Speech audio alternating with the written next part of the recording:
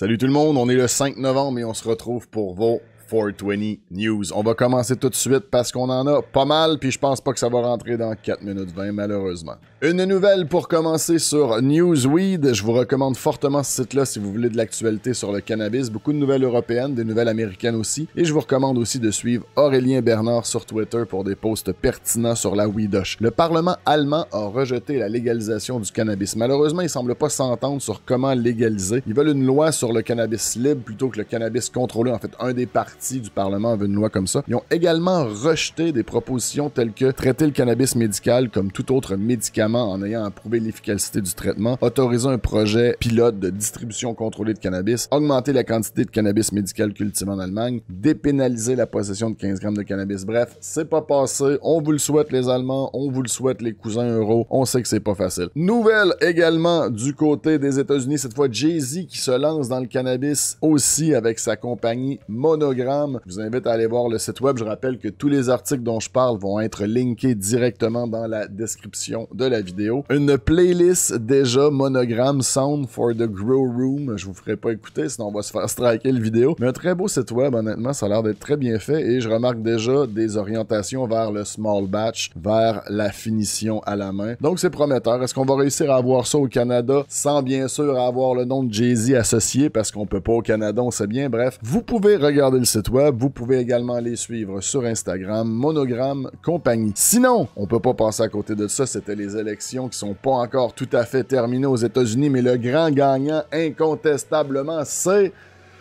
le weed! Le putain de weed, les gens! Le Montana a légalisé la marijuana, le South Dakota a légalisé la marijuana et légalisé la medical marijuana aussi, le Mississippi a légalisé le cannabis médical, l'Oregon a légalisé la psilocybine, la thérapie psilocybine. La psilocybine, pour ceux qui savent pas, c'est les champignons magiques. L'Oregon a décriminalisé toutes les drogues. L'Arizona a légalisé la marijuana. DC a décriminalisé les psychédéliques, ça inclut aussi le mushroom. New Jersey a légalisé la marijuana. Ça, c'est fucking nice pour ceux qui voyagent aux États-Unis. Parfois, moi, j'ai à travailler dans certains de ces États-là. Justement, j'ai hâte de voir le développement de tout ça. Je vais vous inclure un article qui détaille un peu plus les dates et le processus et ce qui se passe dans chacun de ces États-là. Je trouve ça super intéressant. Laissez-moi savoir si vous avez des trucs qui vont changer par rapport, je ne sais pas moi, à vos voyages aux États-Unis ou à votre mode de vie. Est-ce que votre industrie va avoir un... Je ne sais pas. Est-ce que ça a une influence sur votre vie, le fait que plusieurs États aux États-Unis commencent à légaliser le cannabis? Je veux le savoir.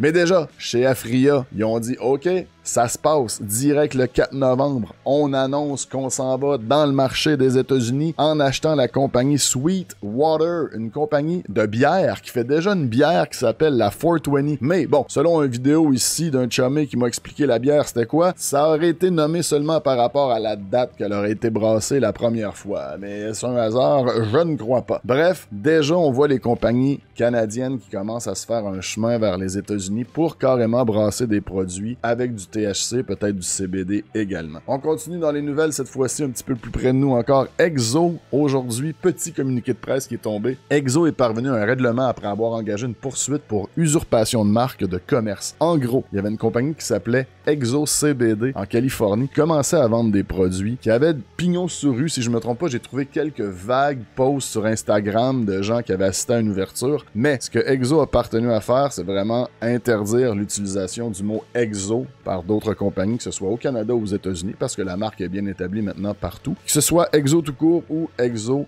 CBD. Sinon, encore plus près de nous, il y a Danny Lefebvre qui a annoncé sur Spotted SQDC, dans une succursale près de chez vous bientôt, le CBD québécois de la ferme. Qu'est-ce que c'est? Est-ce qu'on parle des produits de CBD qui vont être vendus dans les succursales SQDC? En précision, plus bas, il nous dit que c'est notre filiale agricole qui cultive le chanvre pour des trichomes. Différents produits québécois standardisés CBD terpènes seront sur les tablettes des détaillants provinciaux bientôt. La feuille verte, un excellent regroupement de compagnies et de produits de chanvre. Est-ce qu'on apprend tranquillement pas vite qu'il va y avoir des produits CBD? Je vous avoue que là, je marche sur des œufs parce que je le sais pas. Je me suis pas renseigné plus que ça, j'ai pas eu le temps, j'étais trop excité. Mais est-ce que ça va être des produits CBD dans les succursales SQDC? Est-ce que ça va être des produits standardisés de chanvre? Je le sais pas, man. Je pense à des trucs comme justement leur crèmes qui vendent les Champion, les produits Champion, qui est des crèmes musculaires, est-ce que là, ils vont commencer à pouvoir mettre du CBD là-dedans aussi pour l'effet, pour les...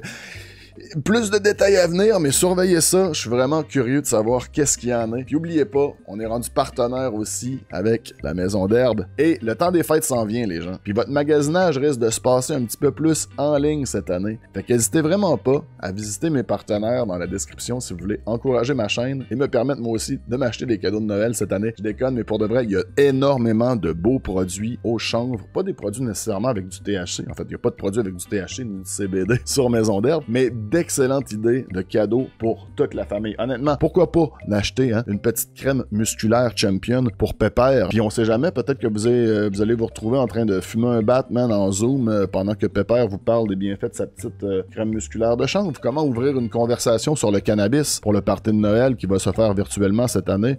Non, je le souhaite pas pour de vrai. J'espère qu'on va tous pouvoir voir notre famille. Bref, merci beaucoup d'avoir regardé cette vidéo-là. Il y a un gros giveaway qui s'en vient pour le mois de novembre. On a vraiment dépassé les 4 minutes 20. Je veux pas prendre plus de votre temps aujourd'hui, mais surveillez la chaîne, surveillez mes autres réseaux sociaux aussi. J'essaie de faire en sorte que tous mes partenaires mettent un petit prix dans le fond dans le giveaway. Il risque d'avoir environ 5 prix facilement. Des plus gros, des plus petits. Surveillez ça. Merci d'apprécier ce que je fais. Je le ressens bien gros dans vos commentaires ou dans tous les retours que vous me faites, que ce soit n'importe quelle plateforme. Si vous êtes rendu aussi loin dans la vidéo et que vous n'êtes pas encore abonné à la chaîne, c'est le temps de smasher le bouton pour vous abonner. Puis droppez-moi un like, ça fait toujours plaisir. OK, faites attention à vous. Bonne fin de journée. À la prochaine.